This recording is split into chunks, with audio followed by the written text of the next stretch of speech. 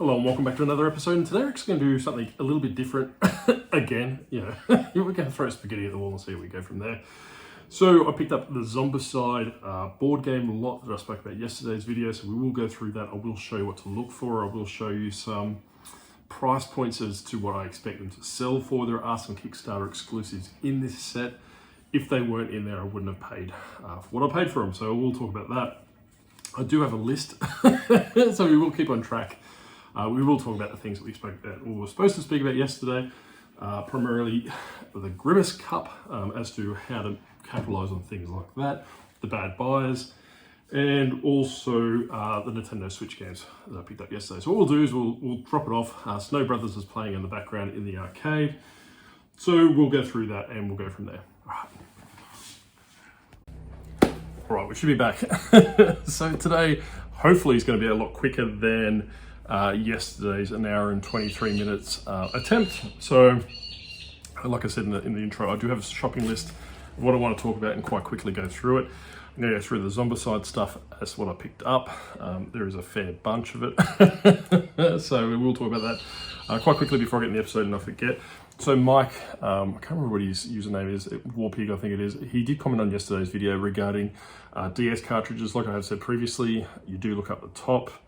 The 3DS does have it, but it's not as evident, and I'll probably show you in a community post in a minute, but basically the second set of numbers on the bottom of the cartridge right there, so I can't work out what it is, but you can work it out. So realistically it says, there's 4 sets of digits there, and this one is BKIE, and if you look on the back of the cartridge, it'll actually have it printed at the first 4 letters on there. Apparently that's another way to make sure the cart's genuine. So like I said yesterday, I normally look at the top, there's like a little ridge, so it's not a solid bit of plastic or it's not separated, it's like kind of a little rectangle in the sense, probably about 1 centimetre or ½ an inch up the top in the middle. They kind of go from that way.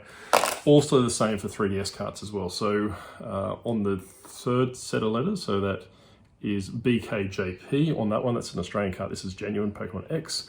It's actually on the first 4 digits on the back of the card as well, which is handy to know. I have heard that before, but actually forgot all about it. So thanks, Mike, for reminding me. So Grimace Cup.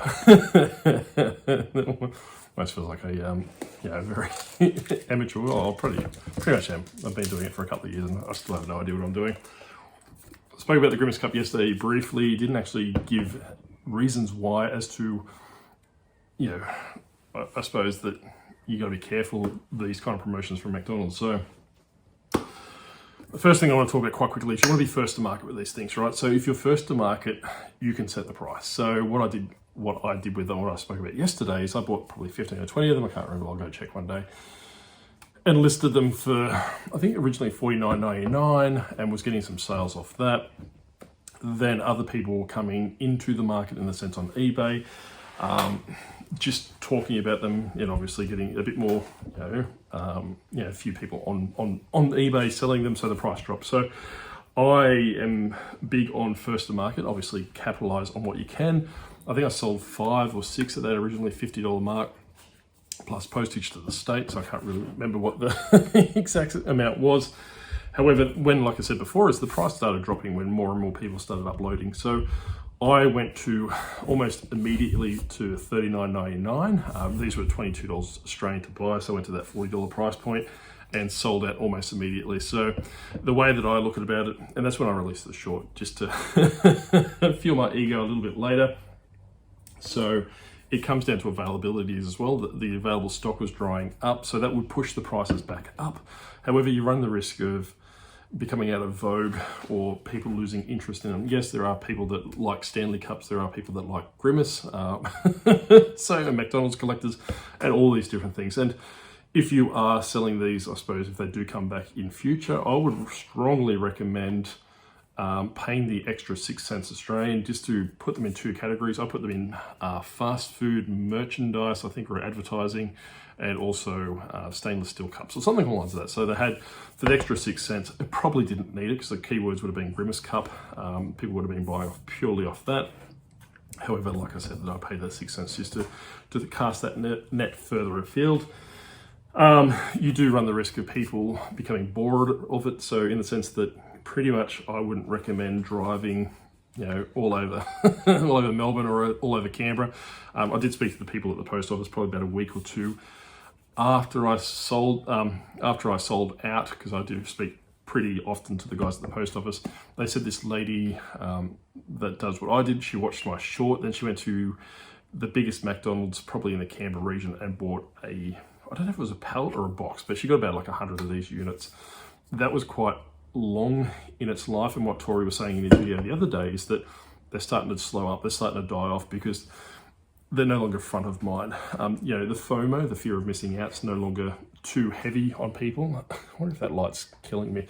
But like I was saying, is that's something you need to be careful of. Obviously, falling out of vogue, people losing interest. You're gonna be stuck with 2,000 of these units, selling one for a week for about $10 profit. So get in, get out.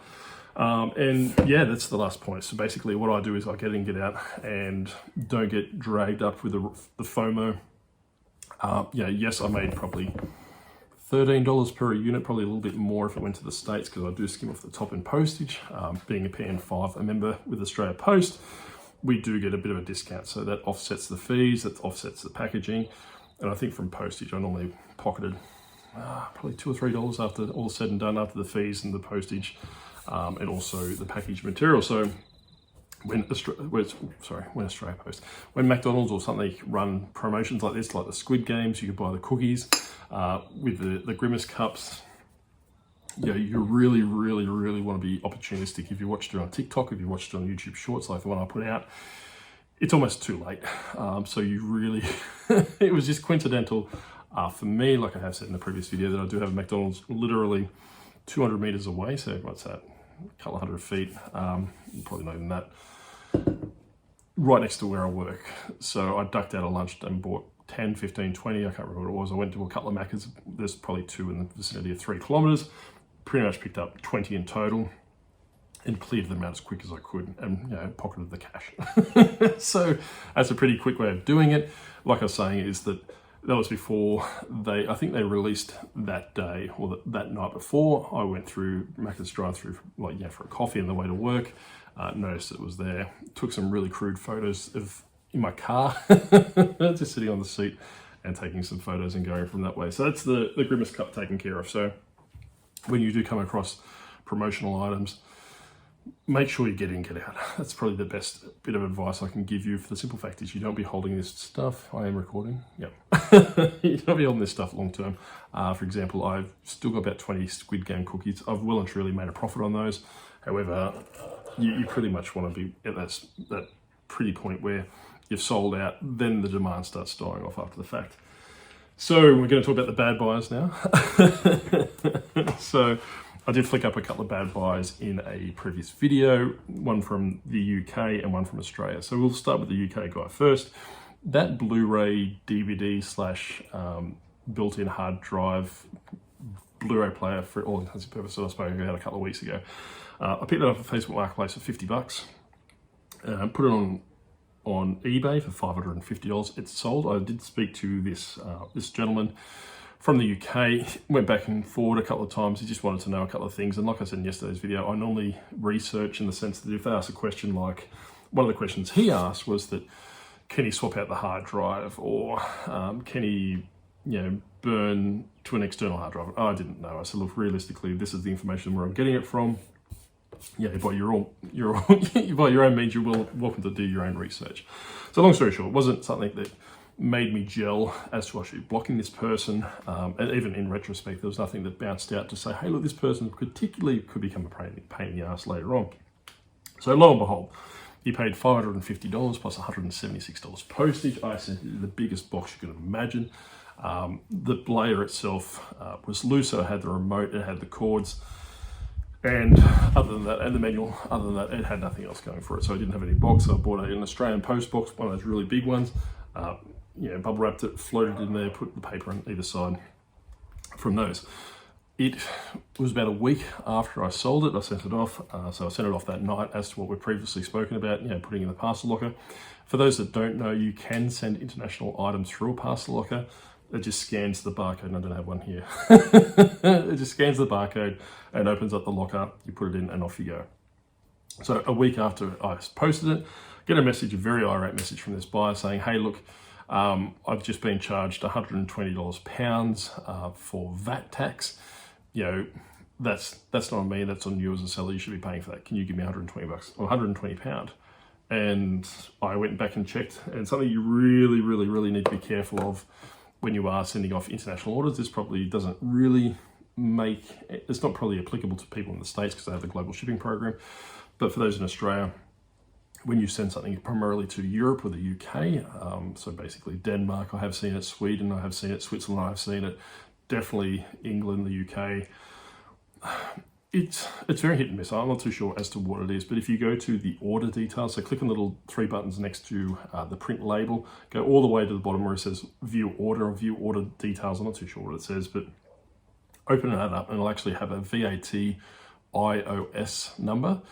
So what I normally do is I copy that across and put it in the Australia Post, in my post business. Where you put it, I don't necessarily know. I put it in every field except for the seller's reference or the sender's reference. I normally just use the Disgruntled Octopus. And every other field that I can put something in other than the HS tariff code, I put in the VAT number over and over and over again. That also applies to New Zealand as well. So they got a GST code. So long story short, this guy gets the VAT. I'm thought to myself, crap, I've forgotten to copy the VAT code across. And I said, well, this is an easy thing. For the simple fact is, if they've already paid VAT through eBay, I can just reach out to them and say, hey, look, yes, sorry, it's my mistake. If you give customs or if you give the post office, whoever they pick these items off, this code, that will negate it because you've already paid for it. So I have done that in the past. I've got a 99.9% success rate, but there are chances that where I've stuffed something up and forgotten about it. So long story short, go through there and there's no VAT code. So well, here we go. I don't know what's going on here because generally eBay takes it. So I'm not too sure if there's an option for the buyer from that end to pay it, front load it, or they basically pay it when it arrives. If that's the case, if they have to pay it when it arrives, that probably turns this guy into a scammer. So if you are from the UK, or Rachel might know, does buying on eBay UK internationally, so obviously if you're on ebay.co.uk, when you buy something from international, for example, from Australia or from the US or from Canada, does it give you the option of paying the VAT tax up front? Or is it a case that it's a lucky dip? Because I'm not too sure. Like I said, that 9 out of 10 times when I send stuff to the Europe and to the UK, it's got that code there. This one didn't. And on occasions, others haven't as well. So long story short, so this gentleman said, yeah, hey, look, you owe me £120 for VAT. I'm not paying for it because I've already paid $600 or $300, whatever the conversion rate was for this Blu-ray player, blah, blah, blah, crying heart story. So I said to him, look, it's not on me as a seller. The buyer's responsible for all custom declaration, for custom costs, custom charges, import duties, all those different things, which is a stock standard thing, right? Then he came back to me and said, hey, look, it wasn't in your listing, so you're liable. You should be paying for it. Blah, blah, blah, blah. And even in retrospect now, I kind of think to myself, it probably was a scam, to tell you the truth. And I will put his username in the description field here. It's not identifiable to that particular person. So obviously if it's someone's first dot last name, I wouldn't put that as a username in the description because I don't want people to be identified by that. However, this was generic enough to not identify this person, so guess what? He goes in the in the description field, and you can add him to your block list if you're that way inclined.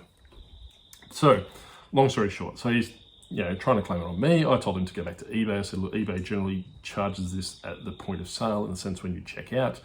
I'm not sure what happened here. I strongly suggest you speak to eBay customer service and resolve it with them. I said, as a seller, it's not my responsibility. I don't need to put it in the description of the field because the simple fact is it's something you agree to when you agree to eBay's terms and conditions when you buy something from international. So long story short, didn't hear anything back from him. Then a couple of days later, he opens up a return saying, hey, look, I'm not paying the £120 or whatever. I'm pretty sure it was £120. £120 for custom charge. You need to give me a full refund right now. And I was like, well, no. So I basically wrote back to him saying, well, no, you're more than welcome to return the product. And when the product returns, you'll get your full refund then minus postage. So this is where it comes spicy, right? So he did say, well, look, no, I want a full return. Sorry, I want a full refund now. I wasn't going to do that for the simple fact is that, and like I said, in retrospect, it probably does sound like a bit of a scammer. He was trying to test me, which is very rare at someone with my feedback level, you know, with about 5,000 feedback. It's generally that you will find this will happen if you're a new account with probably less than maybe 20 or 30 feedback, but it still happens, right? So I said, look, no, for the simple fact is if I had to give him his full refund and taking him on his word that the item will be returned, he would have just paid the $120 or $120, £120. Customs got the thing for £120 opposed to what, $400 or $500, whatever you're supposed to be paying. So he then closed the return because what I said is I was quite firm, saying, hey, look, when the item arrives back to Australia, once it's back in my hand, I'll inspect it, then I'll issue a full refund.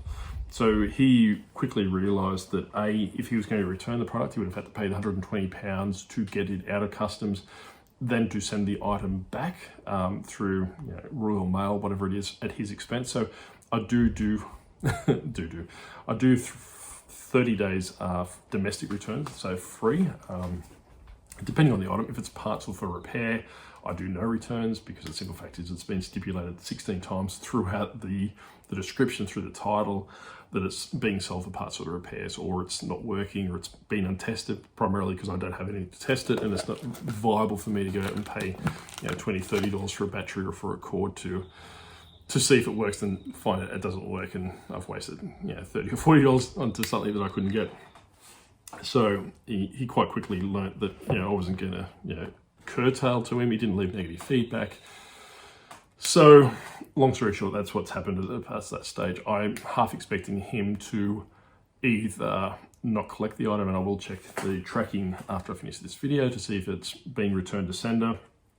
If that's the case, and I'm pretty sure I've checked out with this eBay before, if they refuse the parcel, they're not entitled to a refund. Primarily, I'm not too sure if that's changed. That's what it was a couple of years ago, in the sense that if people, because the custom charges their responsibility, you as a seller have done, your obligations getting the items to them to the point. And if they've refused the item, they're no longer entitled to a refund. It might be a bit different with a chargeback. My microphone died out. It might be a bit different with a chargeback. However, I'm not too sure. We're losing battery. So I'm going to speed it up. So I'm not too sure what's going on with that. But the simple fact is that if this gentleman had have rejected it, left the return case open, the way that, when you reject something at customs, and I have spoken about this previously, is that it takes about 12 months to arrive. So they basically send it back to the most economical means. So you might go to a warehouse, then they might have, a ship that's coming back, so sea mail, and it might have had, just say a pallet available to excess, they can put it on there. So they'll fill that excess pallet up, but that pallet mightn't be filled up for 6 or 7 months before it can actually get onto the ship or get onto the plane, depending on when the availability is. And it takes about 12 months to go back here. So that is free. When you're used to the custom declarations, you used to actually have the ability to abandon, so in the sense that it would just get written off and wouldn't come back, or shipped to the most economical means. It looks like it's gone the ship to the most economical means now. So like I said, I have had things that get held up primarily in Brazil and arriving 12 months after the fact. So like I'm saying, is that this gentleman would have been waiting for 12 months for his refund, because without having the item back, I wasn't refunding it. eBay may have turned around and jumped in and said, hey, well, look, we'll give him his refund and go from there, but I'm not too sure how that goes on. So that's the UK buyer. That's a long way of saying that that's one trouble buyer. So the other one that I flashed up was regarding a handy cam, so a cam, I think it was Sony, we'll just say it was Sony, and actually basically burns to mini DVDs. So from that, so this gentleman said that he bought it, which he did, and I think he paid about just shy of $200. So it was $180 and $10 postage, so just say $190.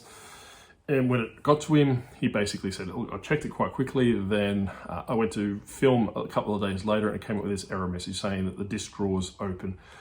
That wasn't on something that I had, because I check these products quite extensively. I have like a rewritable DVD disc that I put through these things and just see if it works, take some videos and do all these different things and then put it online, right? So I thought, oh crap, yeah, here we go. This guy wants a return. So he's like, can we get a partial return because it's going to cost more money to fix it.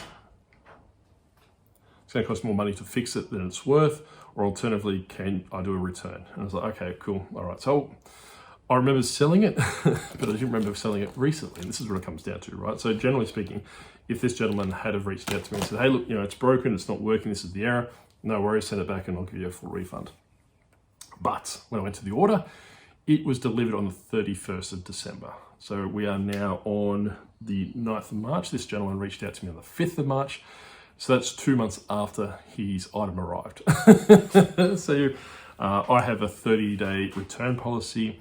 eBay is quite happy with that in the sense of saying, hey, look, you've had it for 2 months. It's not my responsibility as a seller to give you a refund for that particular item 2 months after it's arrived and it's not working. He could have dropped it, which is probably the case that I think it's coming on. So he's probably dropped it, or it may have legitimately not worked, right? So, but this is something that he should have checked as soon as the item arrived, or within that 30-day window of when it arrived, to see what was going on. But I strongly suggest and strongly suspect that he's probably dropped the camera, or he's finished with what he wanted to do. It was like a little project or a little handy cam zombie movie or something like this. He was talking to me before when I went back to my messages and didn't find them. He was doing a little zombie movie, which is a bit coincidental with what we're talking about today with Zombicide.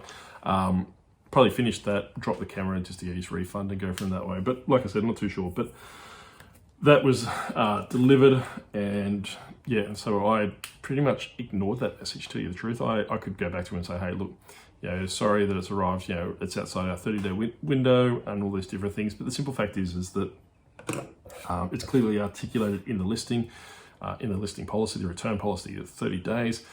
After that, it's no longer my issue. Yes, he could go back for I suppose a bank chargeback or a PayPal chargeback or whatever he wants to do from that way.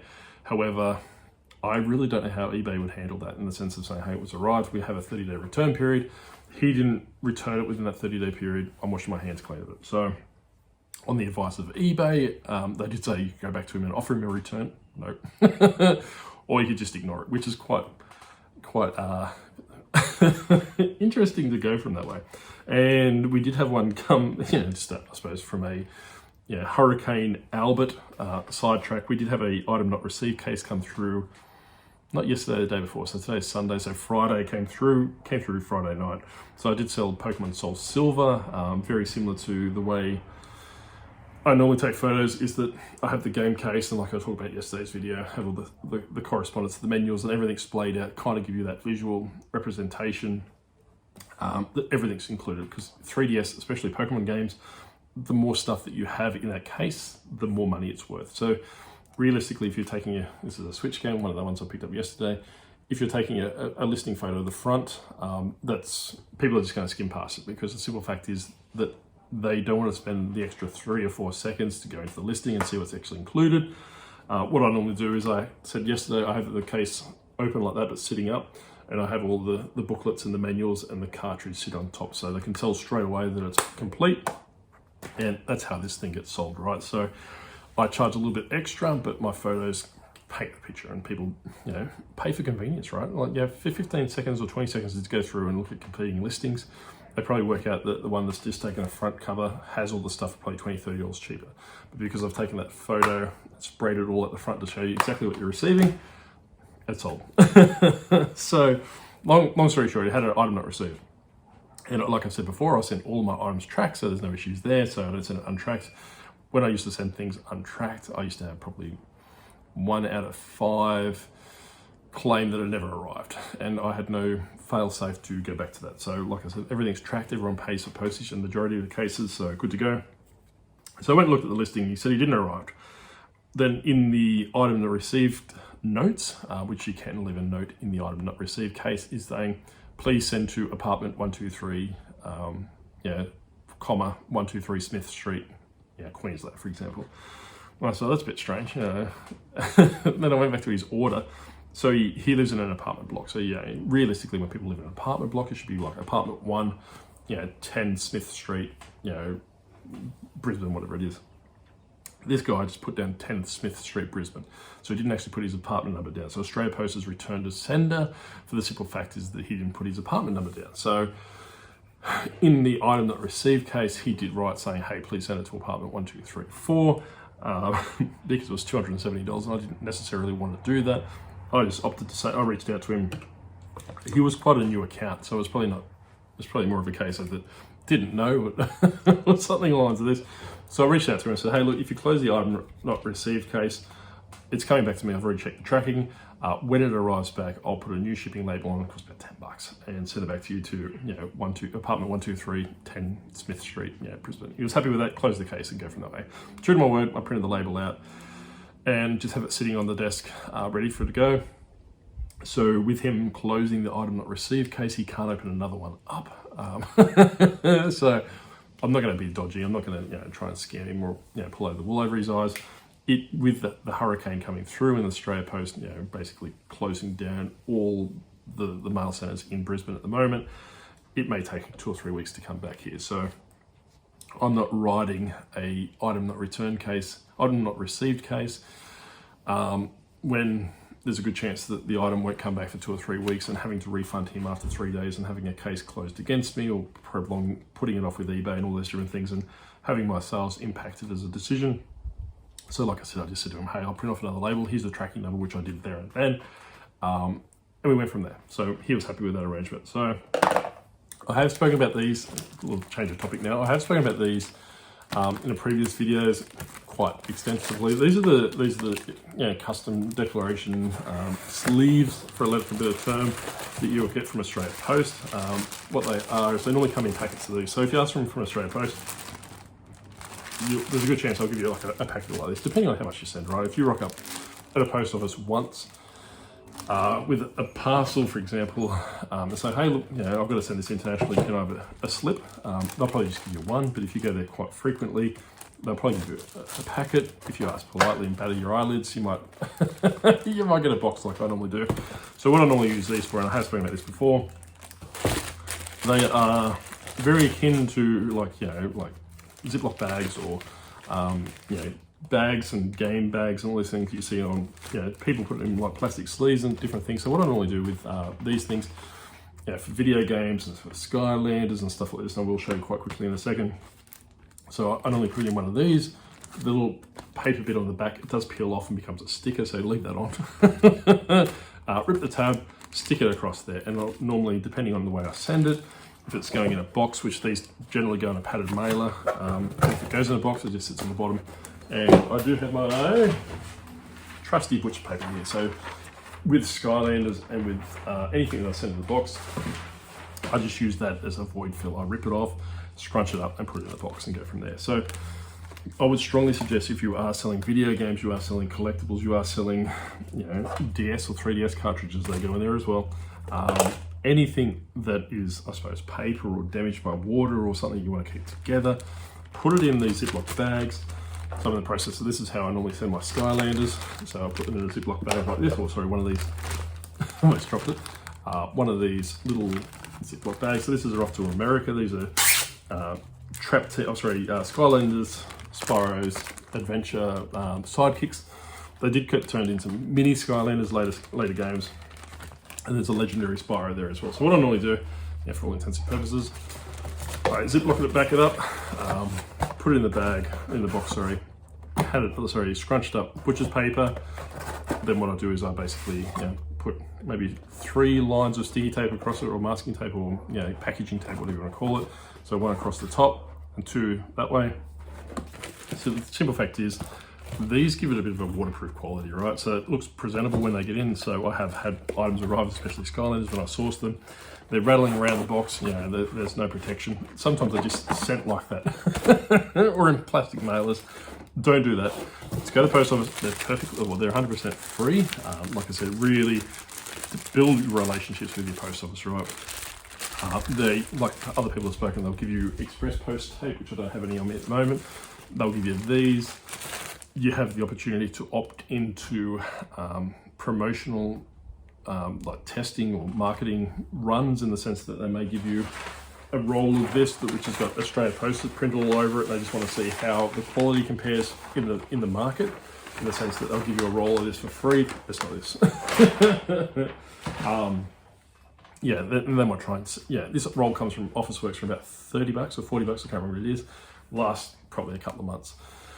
But Australia Post might roll it out and try and sell it for $100 for the exact same product with Australia Post branding all over it. Then they just give it to you to see how it performs. Then you just do a little survey, which is about 2 or 3 minutes at a time, saying it's overpriced. Then it never eventuates to market. So you get that for free. I have been probably 2 or 3 of those promotions throughout my eBay career. So they do happen, and it might be just worth speaking to your post office and say, hey, look, if something does come up like this, can you put my name forward and go from that way? So yesterday, piggybacking before we get to the zombie side quite quickly, these are the Nintendo Switch games I picked up for $25 each. My eldest has already stolen one to play, so she stole Pokemon Mystery Dungeon DX, which I think I got listed for $55 plus 10 bucks postage. So generally speaking, I paid $25 each for them. There is a couple in here that are garbage, and I have spoken about these yesterday. Mario Rabbids. This one's a good game, I don't mind it, but they're probably the cheapest, crappiest Mario games you can come across. So that one I've listed for $15 plus $10 postage. All right, we're back. We had an interruption. One of my daughter's camera's gone on.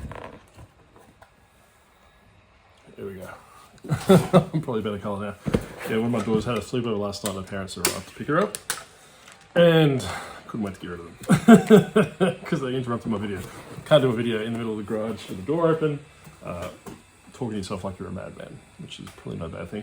So, like I was saying, with the Mario Brothers, realistically, unless you really want to be selling cheap games, these are 2 that I'd probably avoid like the plague.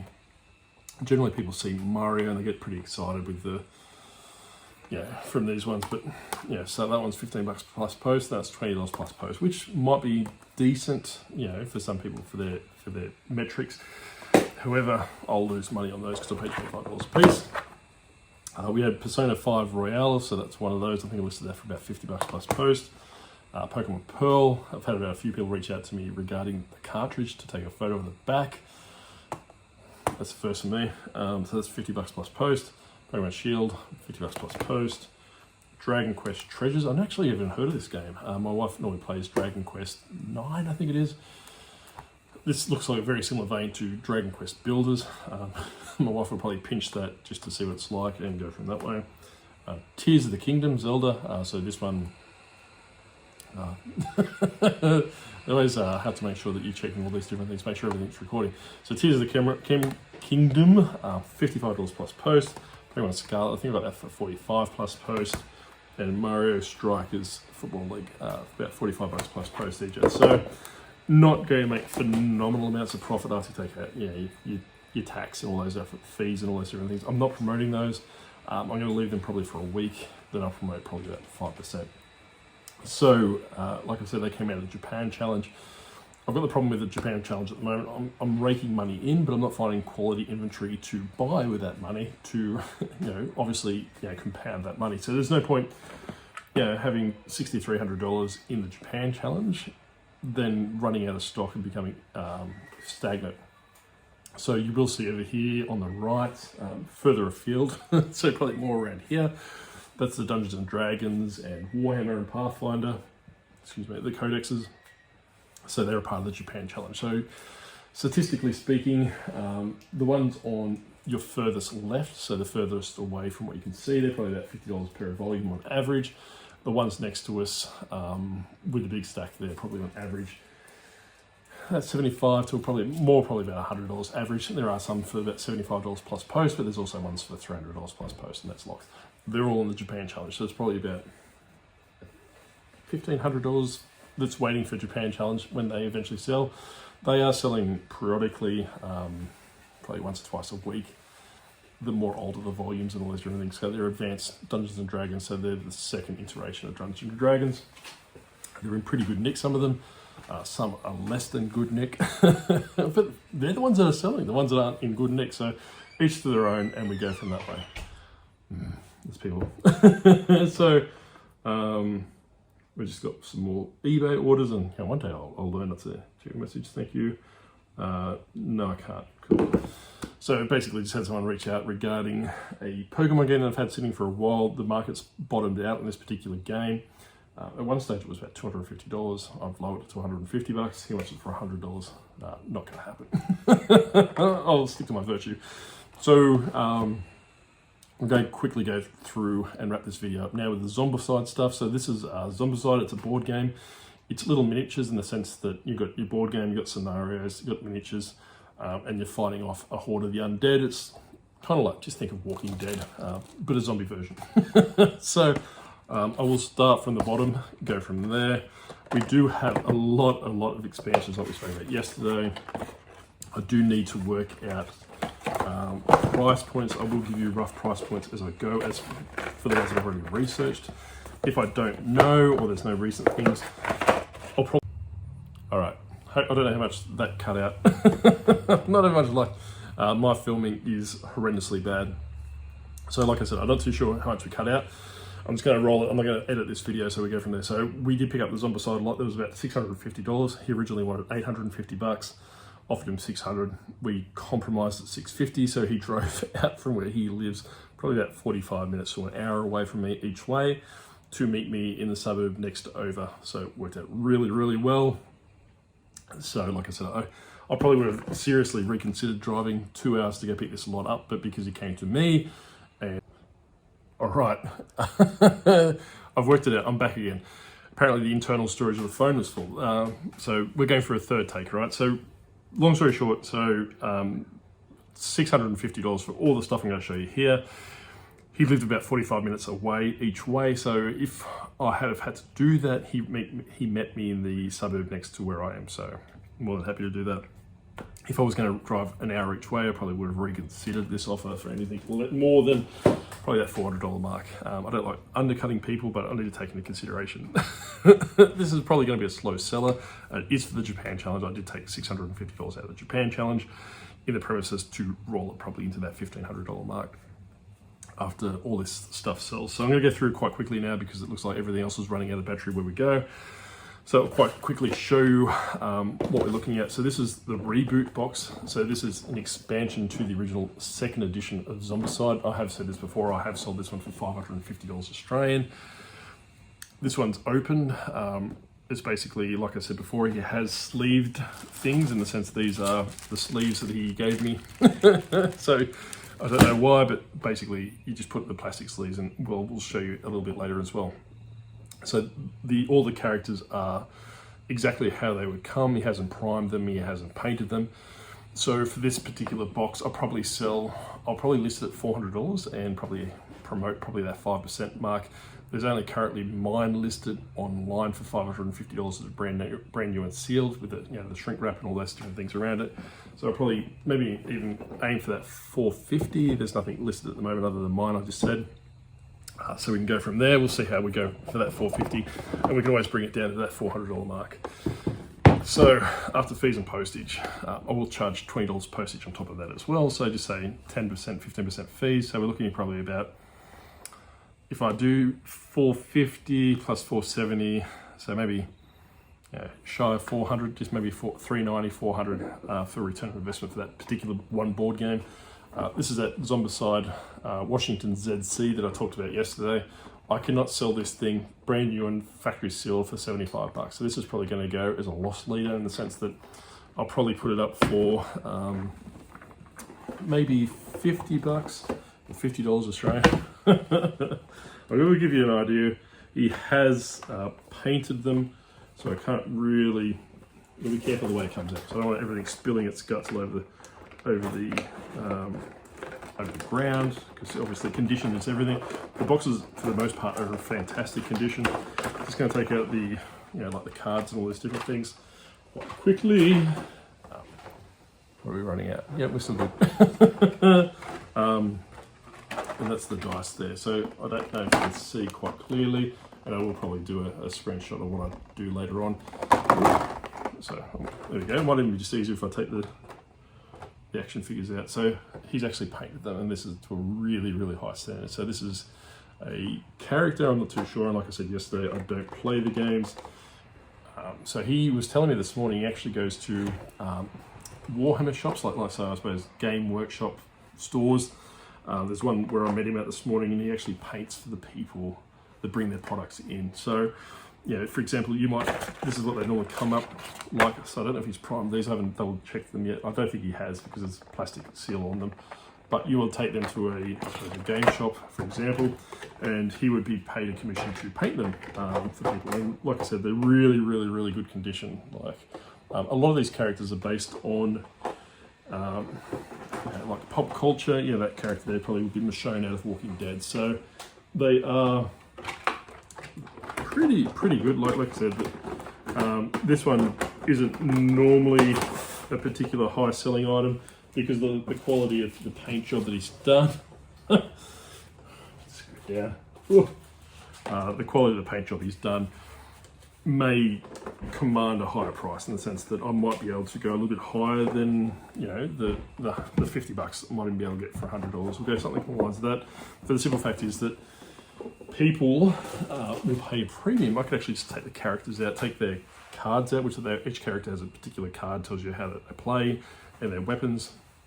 So I could even take the particular character, take some videos, some photos of close up, you know, giving the quality of the item, and sell them, you know, individual painted for about $50-$60 each, depending on the obviously the demand for that particular character. So yeah, like I said, that's really a low level fruit. So I wouldn't recommend necessarily running out and buying Washington ZC. It is an expansion, so you do need to, oh no, it's a campaign. So it's a campaign expansion, there you go.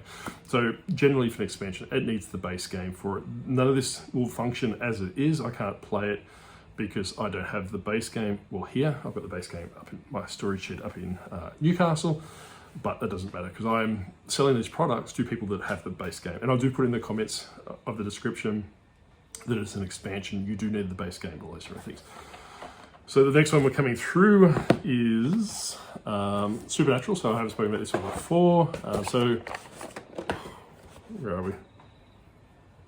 Playing catch up.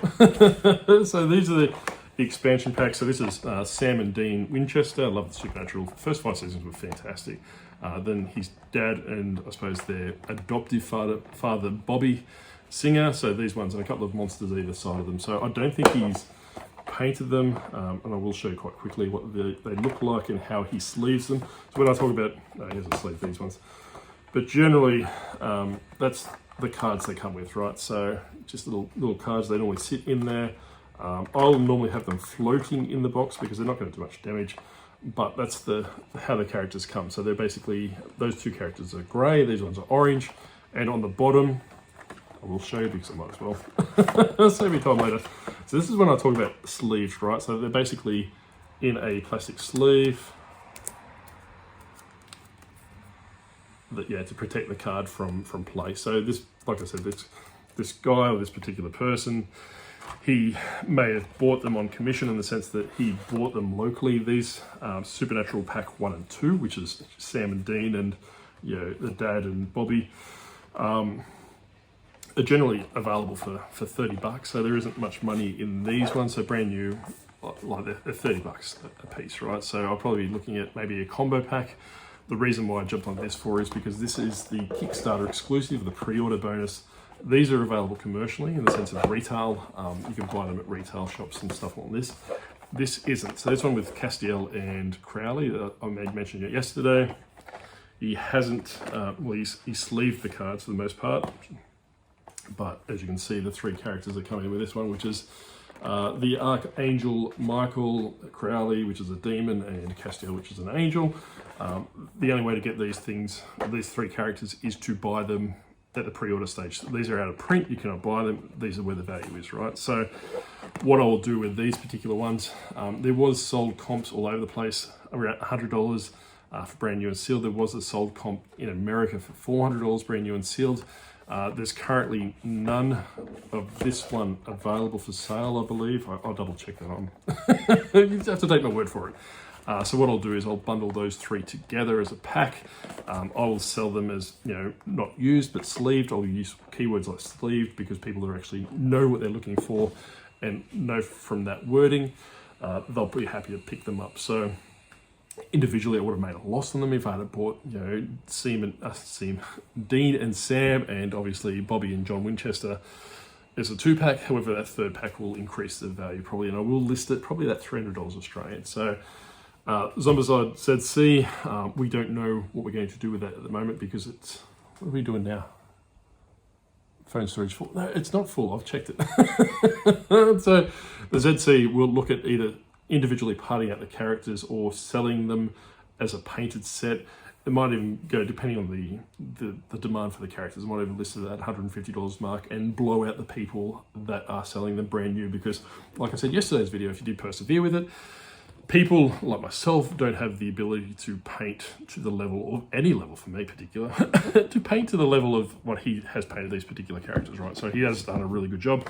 This is Denny Trio. No one corrected me on yesterday's video, so I'm just going to go with that. So sorry, Denny, if you watch this, I highly doubt you do. But like I said, he has sleeved the characters. So these ones he has painted. So I'll come up here. So I just need to move these out of the way. Sorry. Let's persevere with me. So we'll get them out. Denny is, like I said yesterday, he has a Hulk zombified version. It's quite heavy too, actually. And he's painted him. You can't probably do. And I don't think the camera's going to do it justice, right? But this is fantastic the way he's printed it. Denny, I think I was looking about $150 brand new and sealed, but because they're painted to a very high standard. So that's the zombified version of him. I don't know what triggers him to become, like roid munching Denny, but probably, I don't know. I know he's sober, but I don't know what it is. And it's obviously the base character. So from my understanding of selling this game quite a few times before is that, you play as, for example, in this expansion, you play as base Denny. Then he becomes infected or he'll die, and there are character cards that tell you the requirements as to how that happens. It might be damage from zombies, or the scenario might say, hey, you're in an infection zone. If you don't get out within a certain period of time, you die. So if he dies, he reanimates as Zombie Denny. So like I said, all of those characters are phenomenally painted, like little blood splatters on his machetes. It's obviously a throwback to Machete. It was his movie? I'm not too sure, but I just remember him from Walking Dead. I don't really watch much TV. So we will move on to The Boys. This one is pretty lackluster as well, very similar to Supernatural. So another thing, like I said, these two here, I think they're about $30 a pack. I don't know if he's painted these because he has painted some, he's primed some, and he's pretty much left things originally, so he sleeved the cards, for example. So we will open this up for the first time and see how we go. Cards spilling out its guts, so like I said, they are sleeved. I will show you a second. Oh, there we go. Yeah, so these ones are stock standard, right? So he's only done the cards.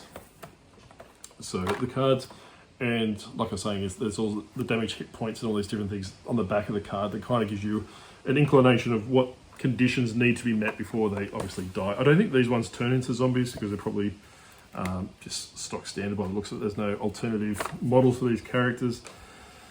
So, I don't know. Like I said, choose your own adventure. I don't play the game, so if you do play the game, let me know. So, it gives you, there's a bit of a booklet that tells you what's in the card. So you've got Taro Butcher's Dog's Companion. So, like I was saying before, it's that they're just all one colour, and that's how they arrive. So if you aren't particularly gifted, like I am not, I'm crap. I don't have the patience for these things. These how they'll stay on your game board, right? They'll stay orange, and you'll have your little puppy dog in that colour. When you do go to, I suppose, people like this that have the expertise and the interest level to, spend hours and hours and hours and hours painting them. You're doing a pretty good job from that way. So that doesn't increase the value because obviously he's sleeved it, which is neither here nor there. You can do it yourself. He hasn't painted them, he hasn't primed them. So worst case scenario, like I said yesterday, I'll probably look at that 80% or 75% plus postage at the base price. So if the base price is just say $50 a piece plus $10 postage, I'll probably look for about $40 plus postage for those ones. This is the pre-order bonus. I haven't watched The Boys, so you'll have to excuse me. So this is the Soup Abomination. So I'm not too sure If this is a character, 1 miniature, 8 abomination cards, which is part of the game, 12 equipment cards, and 1 rules leaflet. So he doesn't look like he's actually even opened this up. Oh, hang on. So with these ones, I don't think he's opened this one up, but be very careful not to rip the things as well. So like I said before, box conditions prime with these things because people do display them, especially if they might be a boys fan, for example. They mightn't necessarily be wanting these, but they want to have everything that's boys related, right? So comes with the character, like I said, I assume is the main character. I can't remember his name, I've watched the show, but you'll know what I'm talking about. And the rules leaflet, and a whole bunch of stuff that just fell on the ground. So it is, like I said, that character there was a pre-order bonus. To get that character, you would have to pre-order those, and that's now out of print, I believe. I haven't checked, but that is the case generally. What they do is they sell them to like on Kickstarter, or they might sell them in pre-order bonuses and saying, hey, look, we're not forking out the cash to buy these particular. He has opened this before because the cards are out of the little plastic they normally come with. So what they do is they basically crowdfund through people putting pre-orders in, and once they put the pre-orders in, they get, make it from that. So they obviously get their money that way. But obviously if you support them, like through Kickstarter or through their website, I don't know how Common Games normally functions, but we'll just pretend it's Kickstarter. They do Kickstarter. Jesus Christ. Not have much luck with this. They do Kickstarter. Then what they'll do is they'll basically, as an attempt for people to to pre-order this stuff, because like I said, it'll eventually go to retail and probably be a lot cheaper to buy from retail than from the Kickstarter or from buying directly from the place you're buying it from. They'll give you pre-order bonuses in the sense that you can only get this particular character or this version of the character if you buy it through that way. All right, so we're done down. I do need to check out these zombie soldiers. They are a part of the Kickstarter. They're part of Kickstarter. They're a part of the game. I'm not too sure where they come into place. I don't know if they're an expansion. I've checked the ZC, excuse me, and the reboot box. They're complete. So these might be a bonus for buying a pack. I'm not too sure. I need to do some researches into that. The presidential box, which includes Abraham Lincoln, Bill Clinton, name? George Bush, probably senior, Barack Obama, and our beloved Donald Trump. So he's primed all these characters. So basically, if you look at them, they've all got like a metallic look to them, and on the bottom's orange. So they would have been originally orange, which is they are on the back of the box here, so you can see it there.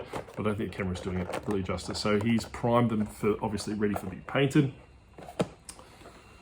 Not very well, by the looks of it. He's got some orange still on there. I'm not too sure, but I don't know how to prime things, so I don't know how quickly or how much you're supposed to do. I don't know if you're supposed to completely cover the character, so this is completely out of my wheelhouse, right? So depending on, because like I said, they use the little spray paint gun, I believe.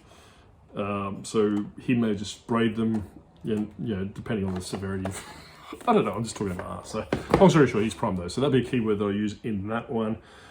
Doesn't necessarily increase the value. I've currently sold this one before for $200. I have one listed sealed for $200. I'll probably list this one for 150 bucks Australian.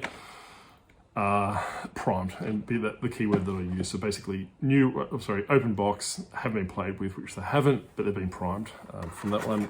As to these ones, I have no idea. They haven't been primed. You can tell by the base they're actually the same color. So, and as with the boys, maybe, I'm not too sure, I don't know how much the pre-order pack goes for, the sense that maybe $150 for that, so we'll go from that way. Ghostbusters, which one's got a Pterodog, Egon, Ray, and Zool, and we've got another one which has got a Pterodog, Winston, Peter Venkman, and Slimer in as well, right? So these are the two packs. I think these go for a decent amount of money by themselves. They're not the highest selling expansion for the game. He has primed these. I'm not going to get them out. I might open one box to give you an idea of what it does. So, yeah. So like you're saying, is he hasn't sleeved these cards, but he's primed them. So you can see by the bottom of the package that you've got your orange, and Slimer's green, and the Pterodog is grey, so I'm not too sure if he's been primed, but the other characters have been primed. You've got your character cards, for lack of a better term, and your abomination cards and all those different things in here. So what I'll do is I'll put those back in there and put that back away. All right, so put Slimer in there. So what I will do before I list these, I will obviously double check to make sure that the part list is there, which they pretty much they are, right? So I've got no concerns from that.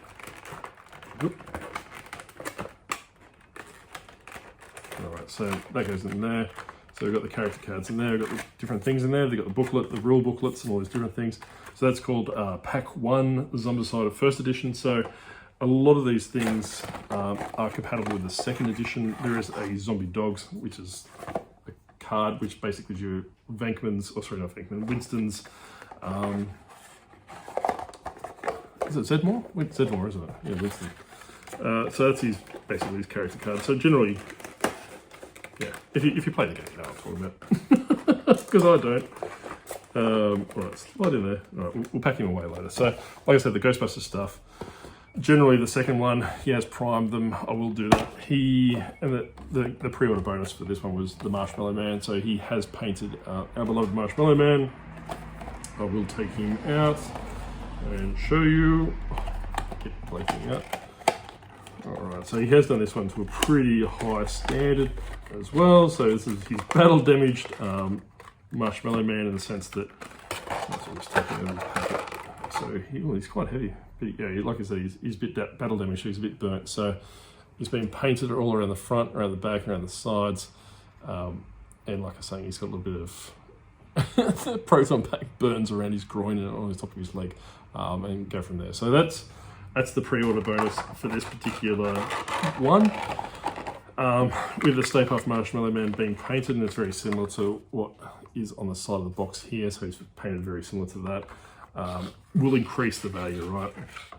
If you get a really, really, really dodgy paint job, and I have said this before, that hinders the value because obviously people need to spend the extra time stripping the paint, and I don't know if you can actually do that, and depending on how long you've got to do that, in the sense that if it's been painted 3 or 4 years ago, it might have a shelf life before you can successfully take that paint off. So I haven't checked that one, but I'm going to probably list that at $200 conservatively for those 3, primarily because the Ghostbusters, you probably can buy the Ghostbusters at retail, but like I said, the pre-order bonus is the one that draws the price and drags it up.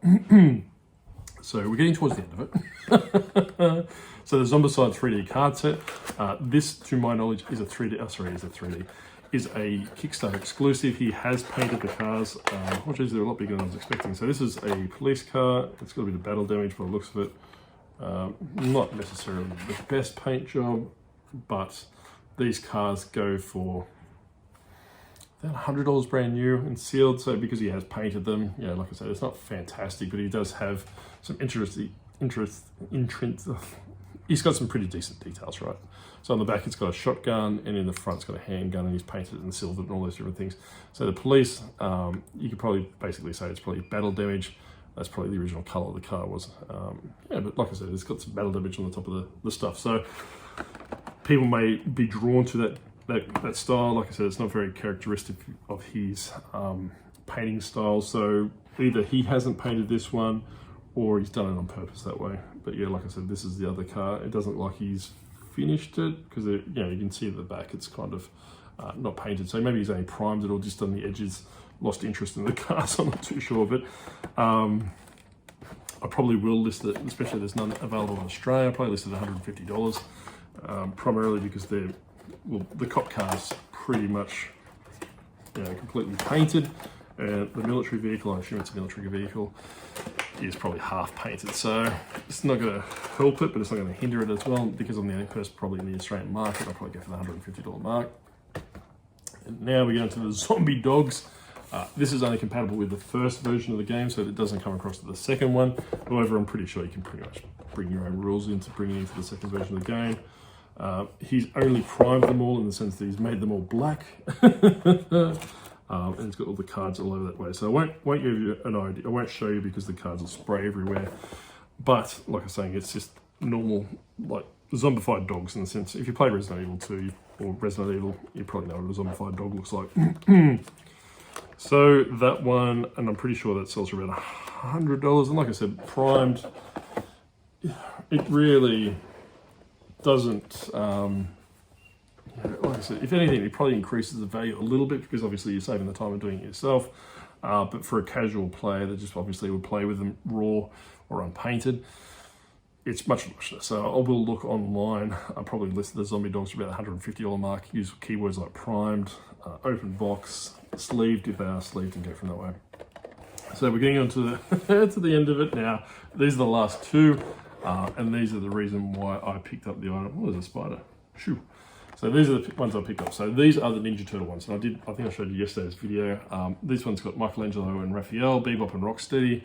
This one's got Krang, my beloved Leonardo, Donatello, and Shredder. So he has painted these ones. The box damage is a little bit, I won't say rough, but it's not in pristine condition, which doesn't really affect it. Like these ones go for about $300-400 because everyone's after the Ninja Turtles. So I'll just bring it up one by one now. Painted pretty decent. So this is Krang. So obviously, if you look at him there, I'm not too sure how it's coming up, but he's pretty decent. So he's obviously a little alien body.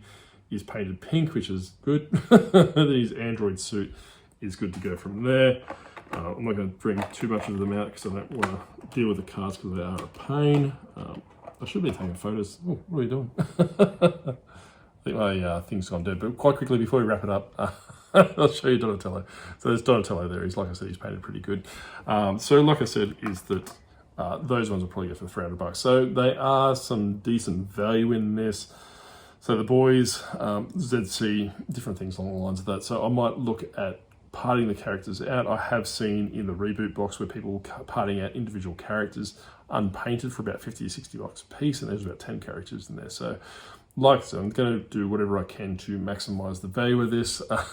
We go from there. But anyway, let me know in the comment section below if you have any questions, if you want any details or anything along that, and we'll leave it there because my little gimbal has died and I have to hold the camera. But anyway, we'll see you next time. Bye.